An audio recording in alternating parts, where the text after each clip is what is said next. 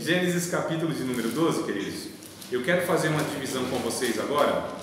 Possivelmente nós teremos esta aula, talvez mais uma, para a gente ver se conclui o livro, o comentário do livro de Gênesis, né? Ou talvez até mais duas. Vamos ver como que a gente consegue aqui estar desenvolvendo, né, os pontos que eu pretendo. Visto que o estudo de cada livro não é exaustivo, né? São pontuais, a gente chama de estudo panorâmico, onde a gente pega os principais pontos ou os pontos importantes para que a gente conheça aquele livro, né, de uma maneira assim adequada.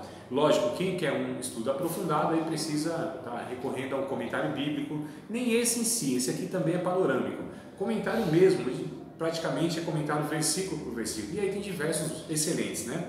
Hernandes Dias Lopes, Moody, tem diversos, irmãos, tá? Então é só vocês pedirem para mim aí, indica um, dois, a gente indica aquele exaustivo, e aí vocês vão ficar meses e meses aí estudando. Mas isso aqui é a base, e a base, inclusive, ela é fundamental para que a gente desenvolva algo mais profundo. Muitas vezes a gente quer saber temas da Bíblia, livros da Bíblia, personagens da Bíblia, e a gente quer saber a profundidade de tudo isso. Mas quando a gente não tem uma base, né, possivelmente a gente vai ter complicações em outras informações. Na verdade, amados, o estudo é assim, a gente precisa ter uma base muito boa, né? Uma base muito boa, dali você desenvolve, você tem uma referência. Então tem pessoas que querem estudar coisas até complexas, mas não entendem lá o básico. Então o básico é muito importante, tanto quanto aquilo que é mais avançado, tá? Então a nossa proposta aqui, só para que os irmãos entendam, não é esse estudo exaustivo, porque nós não temos o tempo adequado, né? Senão, como eu disse, se eu fosse comentar cada capítulo, ou cada aula, um capítulo, cada capítulo uma aula, nós ficaríamos aqui 50 semanas. 50 semanas equivale a quase um ano, deve ter 52 ou 54 semanas um ano, alguma coisa desse tipo. Então, percebe? Não tem como, não é a proposta, né? Mas aí fica por conta, por interesse, por dedicação de cada um se aprofundar aí em cada livro, tema e etc, tá? Eu sempre vou estar aí nos bastidores para dar um suporte para vocês. Agora, nas aulas nem sempre eu vou ter, aliás, nós não vamos ter essa proposta de nos aprofundarmos e tal, tudo bem? Então, Gênesis capítulo de número 12, nós vamos agora fazer uma divisão do 12 ao 50. Nós fizemos uma divisão então, né, até o capítulo 4, se não me falha a memória, o capítulo 6, depois do 5, do 6 ao 9, 9 ao 11. Não exatamente eu trouxe não apresentei dessa forma, mas na elaboração das aulas era isso que eu tive em mente e tentei expor dessa forma. Para a gente entender, capítulo 1, o Criador e a sua criação. Capítulo 2, a criatura, né, principal dessa criação, que é o próprio homem, mais semelhança de Deus.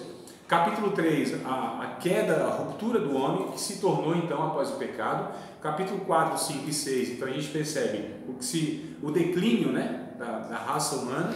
Capítulo 7 ao 11, então, todo aquele juízo de Deus, o dilúvio, aí uma nova humanidade, não é nem uma nova humanidade, uma nova organização civilizatória, Torres de Babel, tentativa do homem, a primeira religião que surge, né? Então, em meio a tudo isso, depravação humana, corrupção humana, juízo de Deus já veio, o homem já se tornou totalmente assim, depravado, e aí Deus então faz um chamado, né? Dentre a idolatria, dentre os pagãos, né? Lá, na verdade é o finalzinho do capítulo 11, né? A gente vai pegar o capítulo 12 que é a referência maior, mas no final do capítulo de número 11, lá pelos versos de número 26 aproximadamente, a gente vai ler e a gente discorre daqui, tá? Versículos números 24, tá? 24 acho que fica melhor, mais completo. Capítulo 11 de Gênesis, mas a divisão que a gente vai fazer do 12 até o 50, e detalhando aí 4 personagens principais nessas passagens aí. Verso 24 do capítulo 11 de Gênesis diz assim: E viveu Naor 29 anos e gerou a Tera. Viveu Naor, depois que gerou a Tera, 119 anos, gerou filhos e filhas. E viveu Tera 70 anos e gerou Abrão, e Naor e Arã. E essas são as gerações de Tera. Tera gerou Abrão, Naor e Arã gerou a Ló. E morreu Arã, estando seu pai Tera ainda vivo, na terra do seu nascimento, em Ur dos Caldeus. Vocês lembram? Ur dos Caldeus, que era...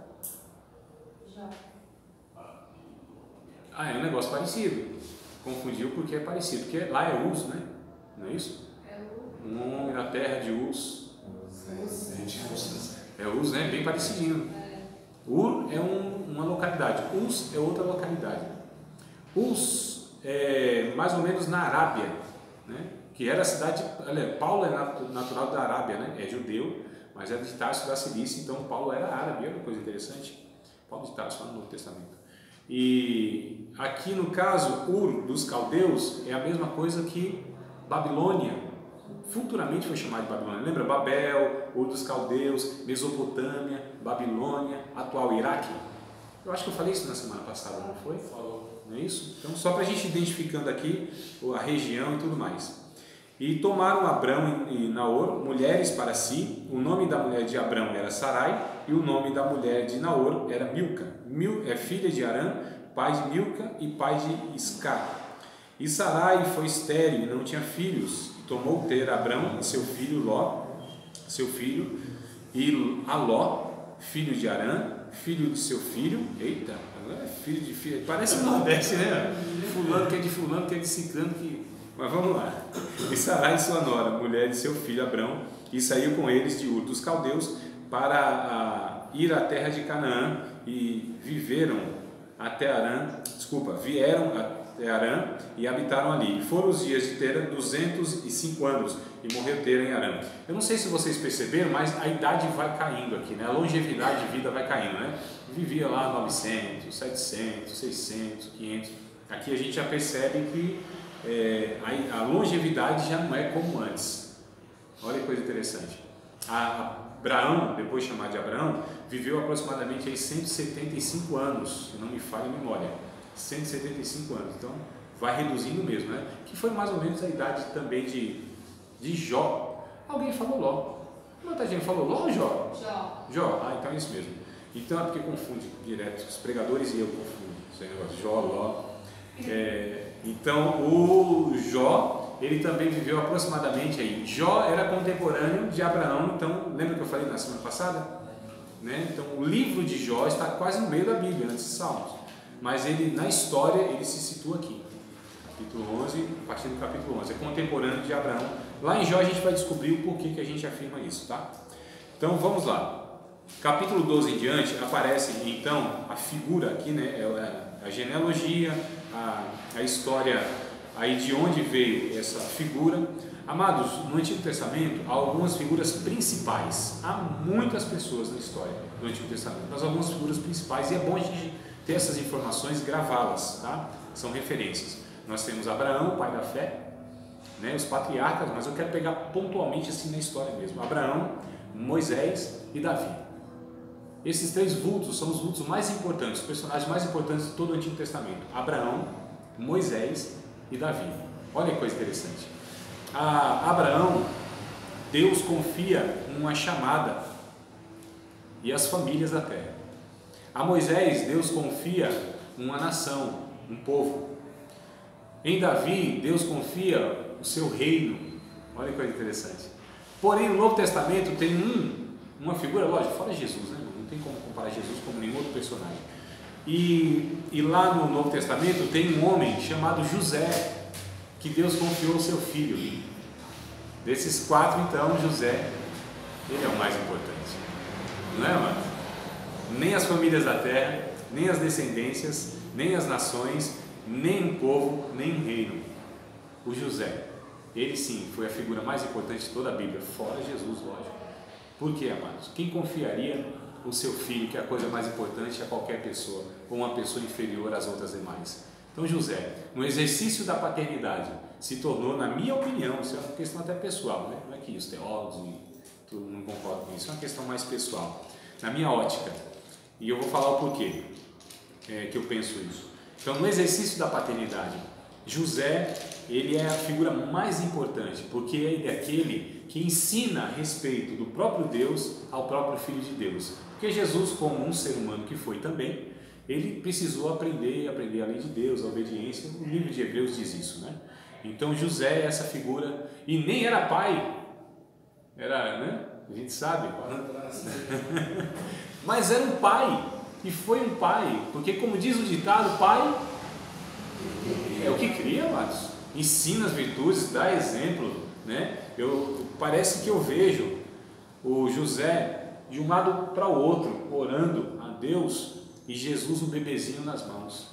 Porque a perseguição era muito grande, né? Mata o menino, Herodes daqui, vai para lá, e José orando assim: Senhor, para onde eu vou com o nosso filho? Né?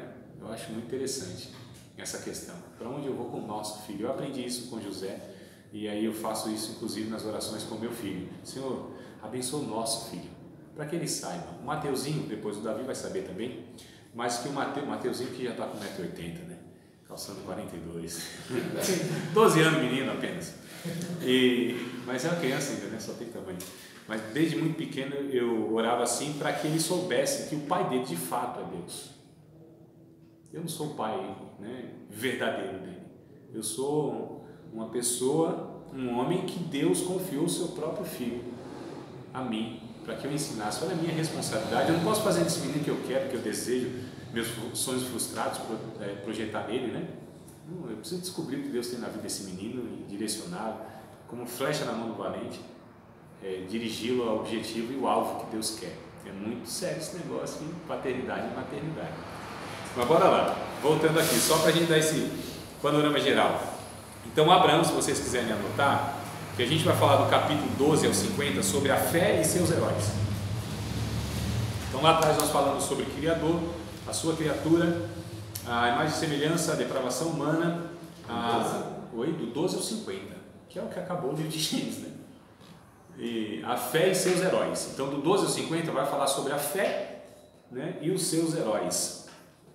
A fé, e o livro de Romanos, como outras passagens do Novo Testamento, vai colocar Abraão como o pai da fé, né, como aquele que ele é o precursor, ele é aquele a quem Deus anuncia o Evangelho, diz o livro de Romanos. Olha que coisa interessante.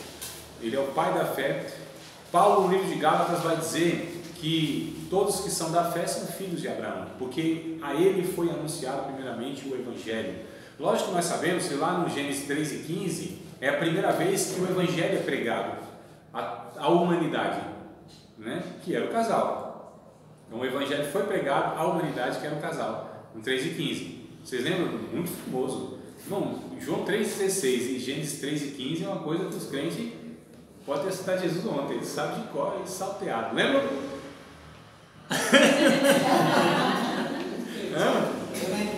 3:15 de Gênesis, alguém pode salvar a pátria aí da turma, não?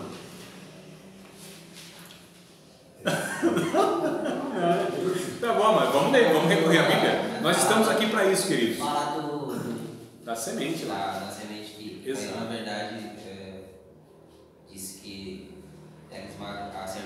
a serpente poderia o calcanhar, mas o Jesus queria morrer na cruz e esmagaria a cabeça. A ideia é essa mesmo. Bora ler o textozinho lá para ver se a gente grava e exatamente com pontos e vírgulas. Mas nós estamos aqui para isso, né? Que é uma escola, um curso, e vamos lá, a gente precisa ler Bíblia. Na leitura, na insistência da leitura, na repetição. Agora veio na mente, né? Ainda mais que está diante dos olhos, aí vem mesmo. Aí, olha só, queridos, preste atenção, por gentileza. Parece que tudo que eu falo, nossa, André, mas você precisa detalhar tanto, isso é muito chato, é muito detalhista. Não, amados.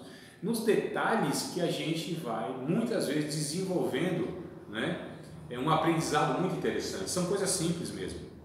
Então, assim, na repetição, na leitura contínua, é onde a gente vai não só gravando, mas absorvendo a ideia do texto, né, tendo a iluminação do texto.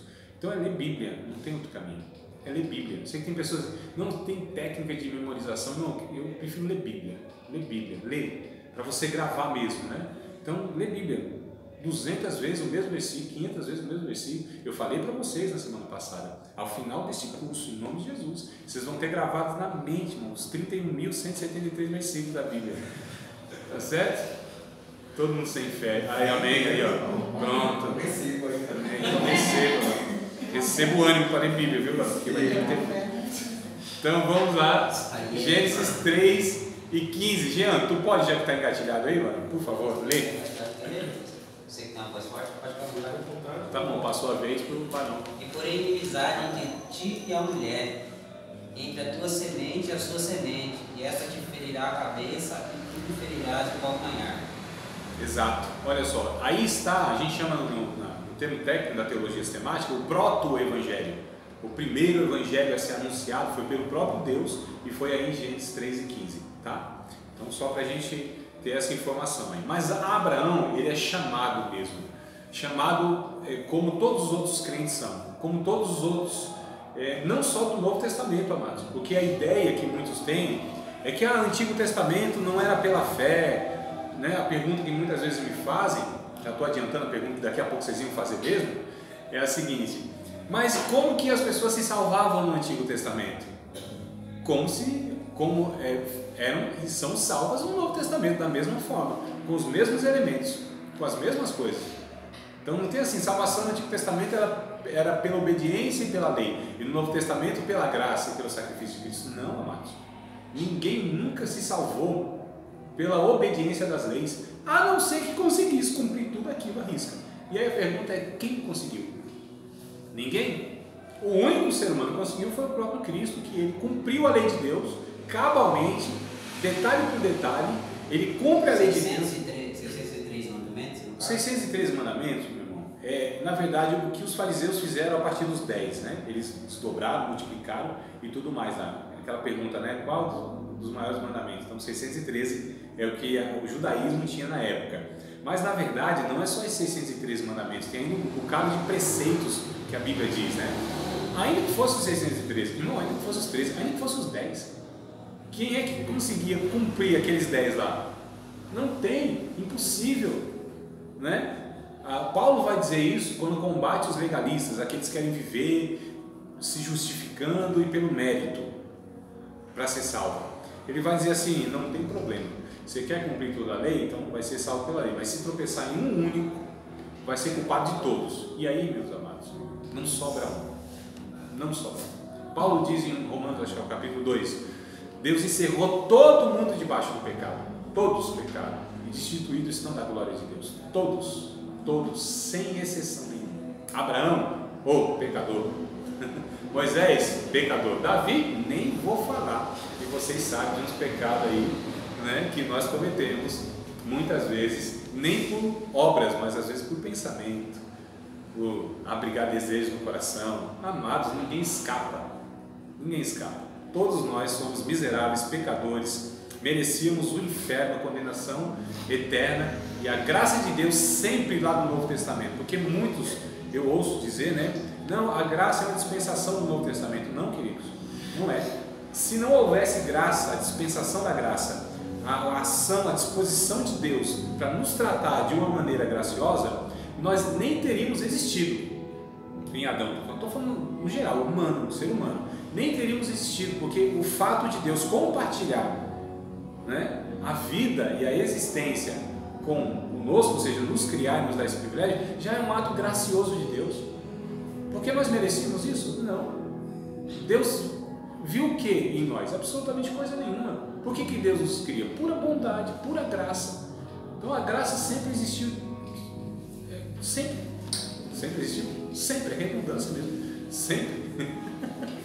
E tem mais uma coisa, eu falei para vocês, eu só estou retomando, né? Essa questão da repetição, eu acho que vai gravando mesmo. Aleluia, tem pregação com música e tem aula com música também no fundo, né? Eu preferia um teclado que é mais suave, mas tudo bem. Mas está tranquilo aí, né, irmão? Não está? Tá? Tudo bem. Uma coisa aqui também eu falo alto aqui, daqui a pouco o professor é pentecostal, a gente pentecostal sabe que vai falando, o negócio vai esquentando, a gente vai alterando a voz, né? Daqui a pouco eu estou em cima da mesa aqui do lado. Então vamos lá. Lucas até 2 pulos. Vamos lá. Calma aí, segura aí. Vou falar besteira pelo raciocínio.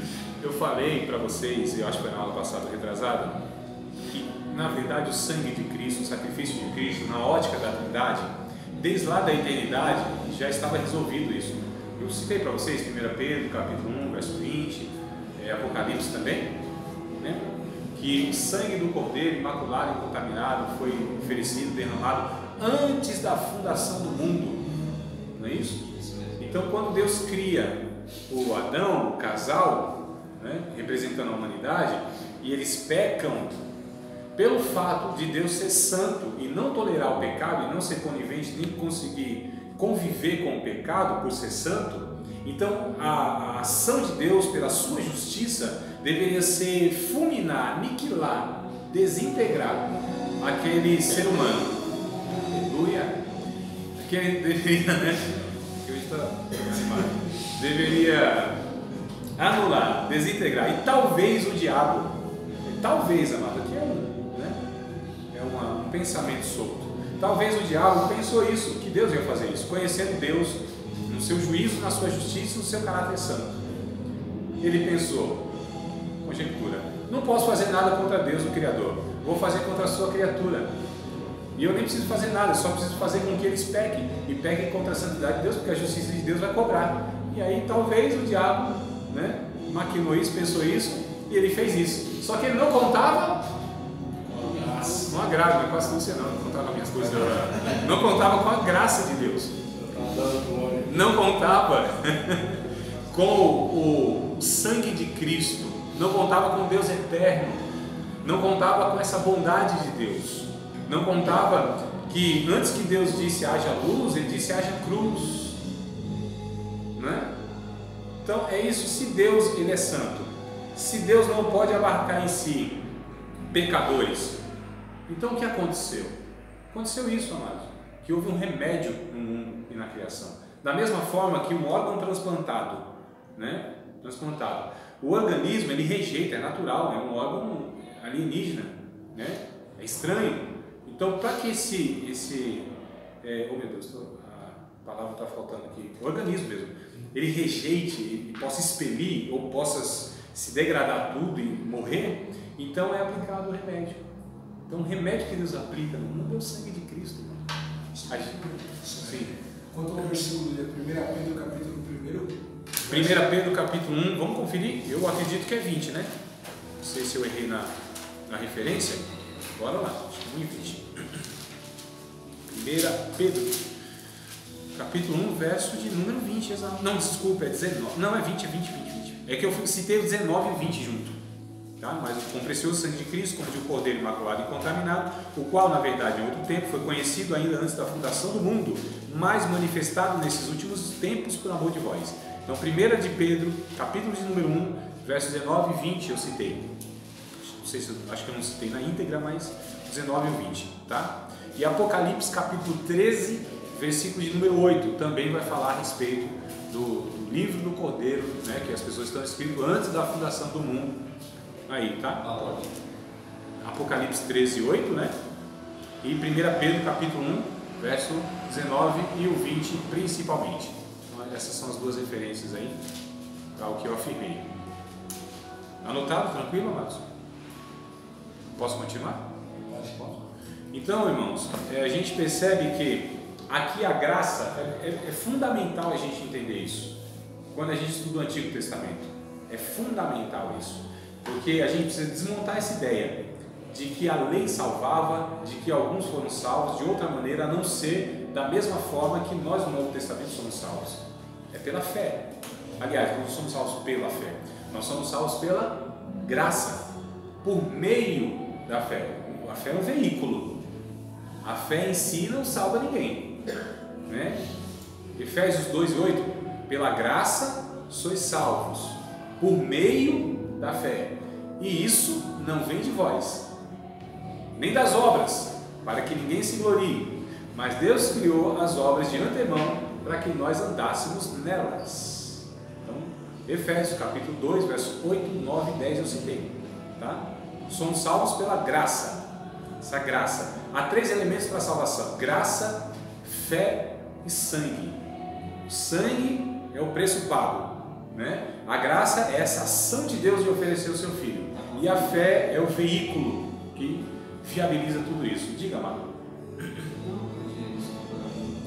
Tranquilo? Posso prosseguir? Pode prosseguir, mas só estava falando que eles estavam falando que não poder no sangue de Jesus. Olha aí, ó, então pronto, maravilha, está me ajudando na aula então. Graça, ação de Deus, fé, veículo. É o meio, né? É a via. Meio. Isso. E o sangue é o preço pago, é o que possibilita. É o resgate, né? É o sangue que compra, que expia. É o sangue que elimina o pecado, arranca o pecado, tá certo? Não é que arranca o pecado do ser humano, mas tira o pecado do tribunal de Deus. Então, nesse tribunal de Deus, todos eram e são culpados, mas o sangue de Cristo resolve tudo isso, paga a pena. O sacrifício de Cristo a gente chama que é vicário, é substitutivo.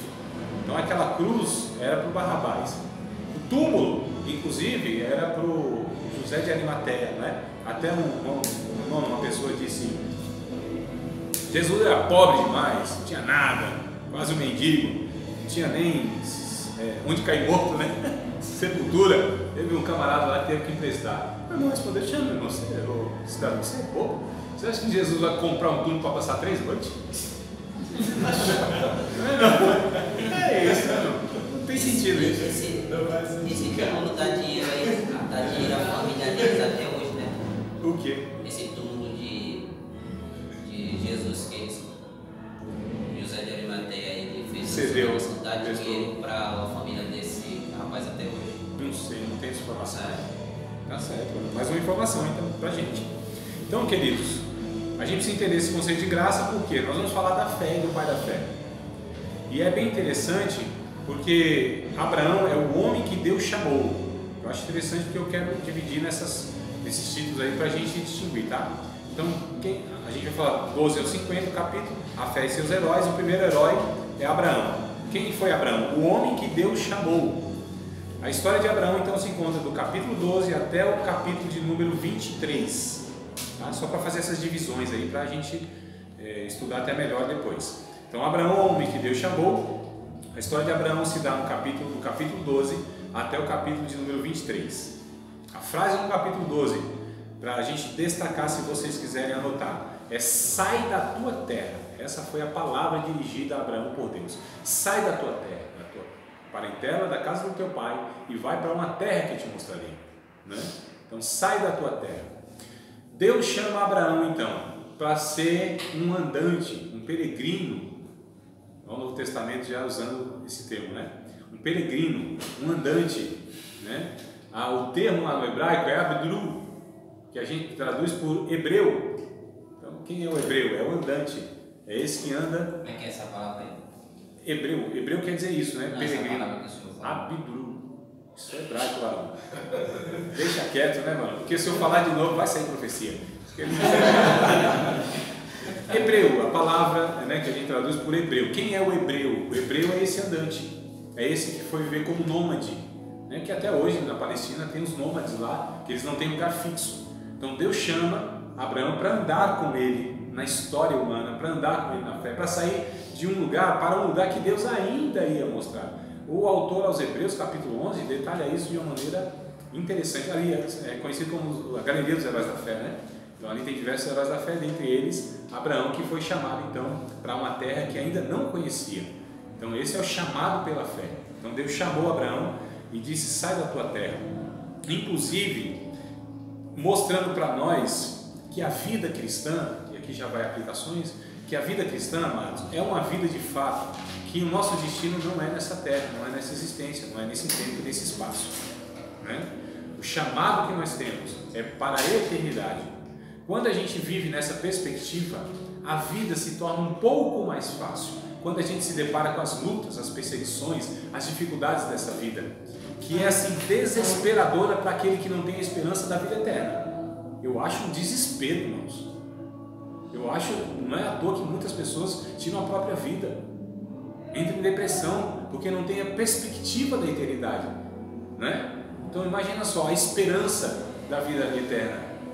A esperança de que o tempo que sofremos aqui é um tempo muito curtinho, é um sofrimento muito pouco com aquilo que há de ser para nós revelado lá na eternidade. Tem um texto muito interessante lá em 2 aos Coríntios, veja bem, 2 aos Coríntios capítulo 5, 4 ou 5, vamos ver aqui, segunda carta de Paulo aos Coríntios, capítulo de número 4, tá? 2 aos Coríntios capítulo 4, acho que foi semana passada que eu vi com uma camisa até, assim, me perseguiram, né? Foi quarta ou foi sexta? Acho que foi sexta, né? Eu vi, não, mas os alunos são quase os mesmos. No sábado também, fiz questão de vir na sexta e no sábado. Aqui, ó, o CIP aqui, né? Aquele time lá de Itaquera, me perseguiram, né? Em homenagem aos Coríntios, eu queria fazer uma homenagem, os irmãos não entenderam, na Paulo. Vamos deixar para lá que é bobagem. Segundo aos Coríntios, capítulo de número 4, verso de número 16, 17 e 18.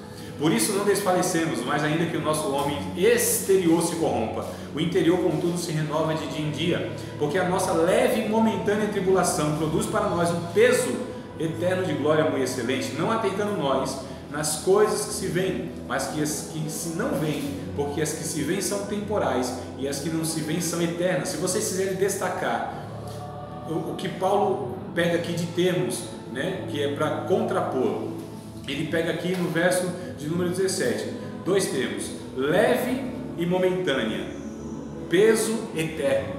Leve e momentânea, peso e eterno. Leve, peso, momentânea e eterno. Olha que coisa interessante, né? No verso de número 18, ele diz coisas temporais e coisas eternas, só para fazer esse contraponto, né? Então o que a gente passa aqui não é leve, com o peso da glória que em nós há de ser derramado na eternidade. Momentânea, olha só, por um pouco de tempo, ainda que seja toda a nossa vida, mas ainda um pouco de tempo, com a eternidade que teremos de gozo, de alegria, né? De bênçãos de Deus, que é o próprio Deus, para todos sempre. Então ele coloca esses termos aí, e esses termos devem nos consolar. Queridos, coisa interessante, eu acho fantástico que Jesus traz em Mateus capítulo 5, o sermão do monte, ou da montanha. Ele fala sobre o capítulo 6, né? O sermão da montanha do capítulo 5 ao capítulo 7. Os 3 capítulos é um sermão só. Mas no capítulo 6 ele traz sobre as solicitudes da vida, os cuidados da vida, que isso nos aflige demais. Quem é que não tem preocupação com aqueles enviados quinto que a gente colocou o nome de boletos? Boleto, não é? Cuidar da vida, comida, bebida, roupa, essa necessidade básica que nós temos. Quem é que não fica um pouco ansioso? Jesus disse: não fiquem ansiosos. Olha que coisa interessante, não fiquem ansiosos. O Pai de vocês cuida de vocês. Coisa boa, né? Porque se Deus cuida de passarinhos e lírios, imagina de nós, irmãos, que somos seus filhos. Então, há aqui para mim um alívio muito grande na minha alma, porque o futuro, o amanhã, eu não me preocupo mais. Deus cuidará de mim, Deus providenciará aquilo que é necessário para a manutenção da vida. Não estou falando de iPhone, eu não estou falando de passeio em Jericoacoara, não é isso que eu estou dizendo, estou falando das coisas básicas da vida, né? Tem uns irmãos aí também que exageram, né? Então, as coisas, Deus garante isso, amados. Isso para mim é um alívio na alma. Já pensou? Com esse peso de que amanhã a gente precisa providenciar nada, eu não tenho condição. Jesus disse no texto, a gente não pode fazer com que a nossa altura cresça nem um côvadozinho, que a melanina da cabeça, do cabelo da cabeça, a melanina em si do corpo, isso possa mudar, né? A gente não tem como fazer isso. Estou falando com alguns produtos aí, estou falando da natureza, tá? Tudo bem, queridos? Então, só para a gente entender, sai da tua terra, da tua parentela, da casa do teu pai, para a terra que eu te mostrarei. E esse homem faz isso. E nós somos convidados a fazer isso, junto com Abraão. Nós somos chamados por Deus para andar com Deus aqui, mas por um pouco de tempo. E andando com Deus aqui por um pouco de tempo. Porque Deus está andando aqui nessa história, né, irmãos? Deus está caminhando com toda a humanidade. E Ele nos chama para participar com aquilo que Ele está fazendo. Nós não fazemos absolutamente coisa nenhuma. Tudo que faz de fato de bom não somos nós, é o Espírito Santo. A Bíblia diz que Deus opera tudo em todos, tanto querer quanto efetuar. Não somos nós que produzimos nada de bom. A partir do pecado? Não, jamais. E Ele nos chama então para andar com Ele, para fazer o que Ele está fazendo. A oração, fica a dica, hashtag fica a dica. A oração não é um meio para fazer Deus fazer coisas que Ele antes não ia fazer. O que Deus vai fazer é o que Ele sempre ia fazer, desde sempre. Ninguém muda coisa nenhuma a respeito de Deus, porque Ele é soberano, perfeito, não muda coisa nenhuma. Se Ele mudar alguma coisa, Há uma imperfeição diante de Deus aí. A oração então seria para identificar o movimento da mão de Deus, para onde está indo, e a gente vai junto. Entendeu a diferença? Porque muitas vezes a gente vê na fala dos nossos irmãos e até no nosso pensamento: eu não mudo Deus, eu não movo a mão de Deus.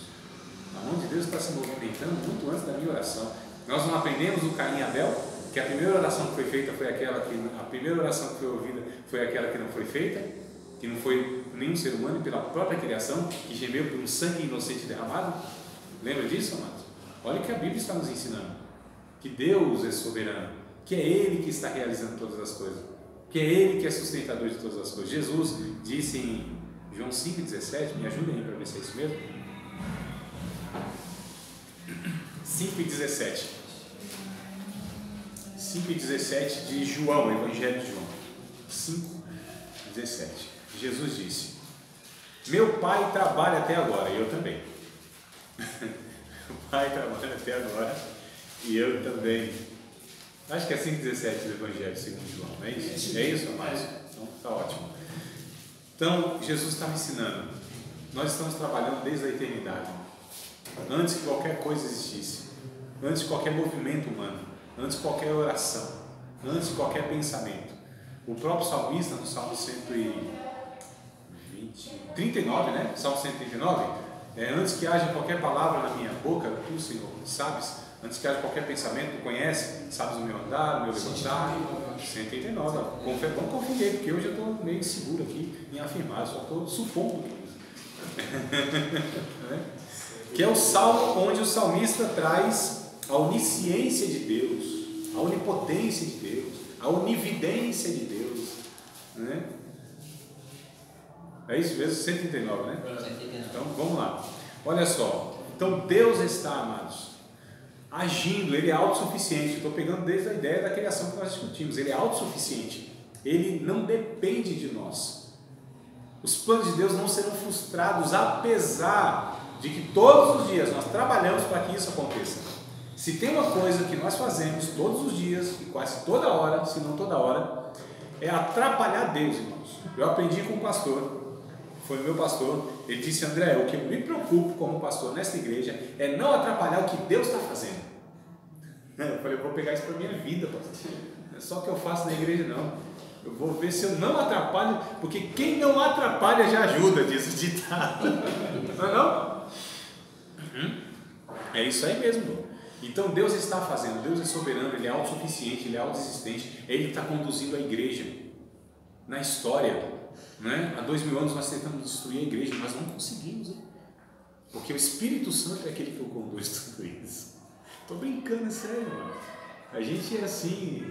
Por isso que eu fico às vezes pensando: rapaz, quem é esse irmão que diz assim que está no centro da vontade de Deus, que agrada a Deus, que faz a vontade de Deus? Eu fico pensando, esse irmão é fantástico, né? Fantástico, porque só Jesus e ele podia ser incluído nisso, né? Só, irmão, porque na Bíblia toda, de Gênesis e Apocalipse, só tem um ser humano a quem a voz eterna ecoa lá do céu e diz: este é meu filho amado, em quem eu tenho agrado, em quem eu tenho prazer. Só a Jesus isso foi direcionado.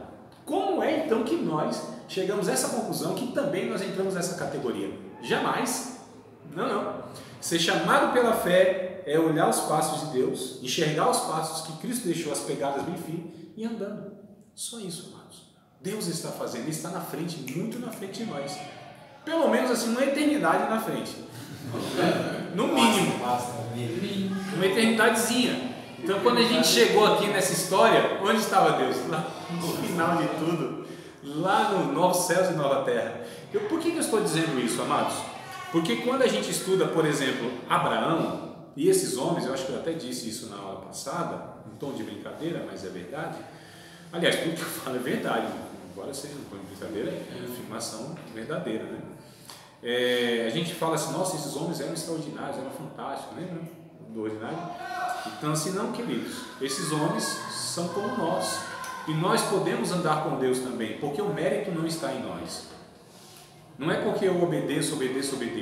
Eu também não estou justificando e nem estou incentivando ninguém então a não viver uma vida de qualquer forma. Paulo combate essa ideia lá em Romanos. Não diz assim: já que assim a graça é superabunda, já que a graça de Deus assim é o que está por trás de tudo, é o que sustenta tudo, então a gente vai pecar para que a graça aumente mais ainda? Pode ser de forma nenhuma, de maneira nenhuma. Mas a gente tem que ter na consciência e na nossa alma porque se a gente vive pautado por isso, irmão, é frustração atrás de frustração. Ou então a gente cai naquela ilusão e as pessoas vendem isso para nós, que nós somos pessoas especiais. Nós somos especiais dentre todos os especiais. As pessoas vendem para nós que nós somos ungido, diferente dos outros ungidos. E a gente até fala, ungido sou eu, os outros são lambuzados pelo ar.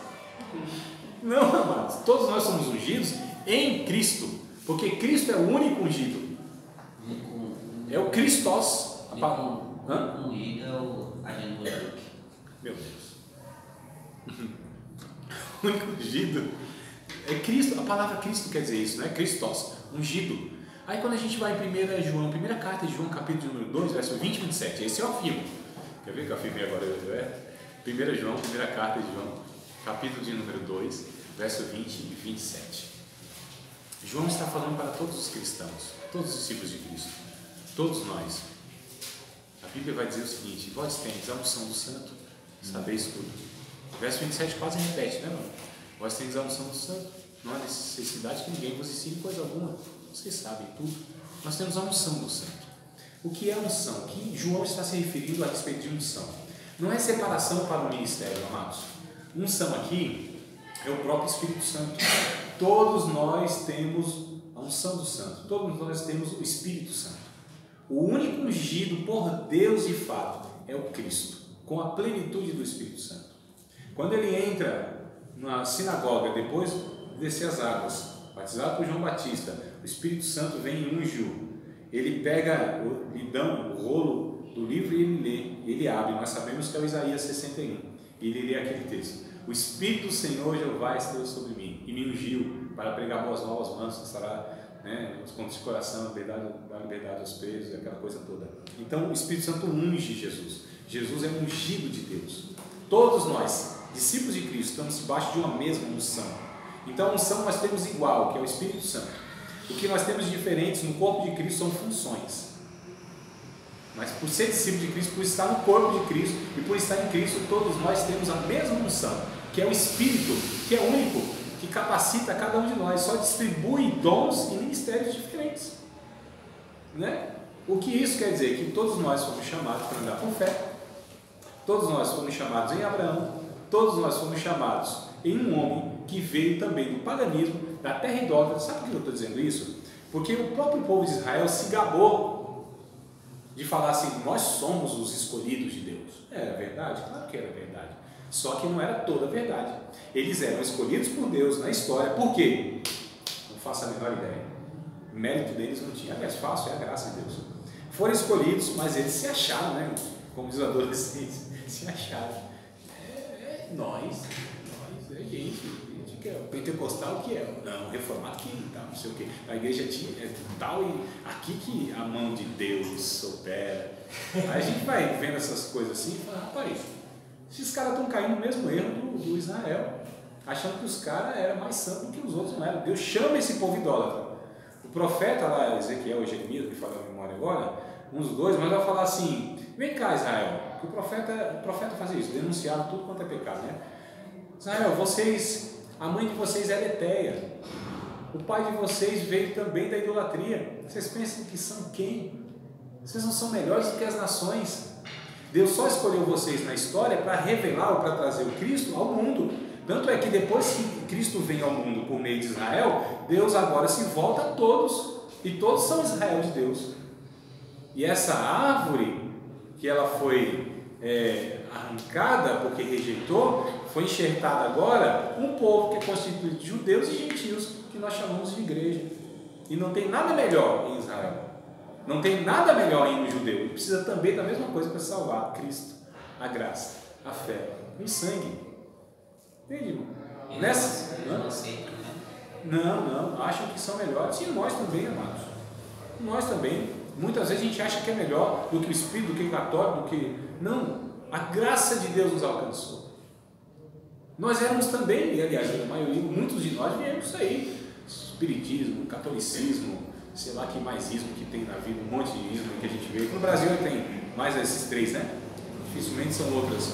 Tem um bocado de religião aqui, mas a maioria de nós aí veio dessas religiões. E aí a gente começa a pensar que nós somos melhores. Tem toda essa ideia errada. E aí Abraão, ele foi chamado então, aí esse pai da fé foi chamado de uma terra idólatra. Por isso Deus diz: sai da tua terra, sai da tua parentela, sai da casa do teu pai e vem comigo para uma terra que eu vou te mostrar. Confia em mim. Olha, irmãos, o que é fé? Confiança. O que é fé? É crer no caráter de Deus, não só no que Deus pode fazer, porque isso para mim é lógica. Se Deus é todo poderoso, Ele pode fazer tudo, não é não? Só que nós não somos convidados a confiar no poder de Deus, e sim a confiar no caráter de Deus. Porque ainda que Ele não haja com o seu poder naquilo que eu espere que Ele faça, mesmo que Ele não atenda às minhas expectativas, eu não duvido do amor, da bondade, da graça, da generosidade, da compaixão e da misericórdia de Deus. Mesmo que essas coisas não estejam evidentes na solução dos problemas da minha vida.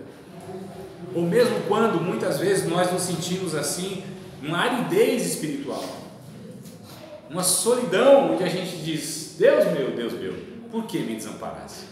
Mesmo quando há essa sensação do afastamento de Deus, mesmo quando eu não sinto, mas eu sei em quem tenho crido, mesmo quando eu não vejo as ações de Deus de uma maneira explícita, escandalosa, miraculosa, porque Israel viu 40 anos, milagres, todos os dias, 24 horas por dia. Não estou exagerando em nada aqui. Não era coluna de fogo, era a nuvenzinha lá dando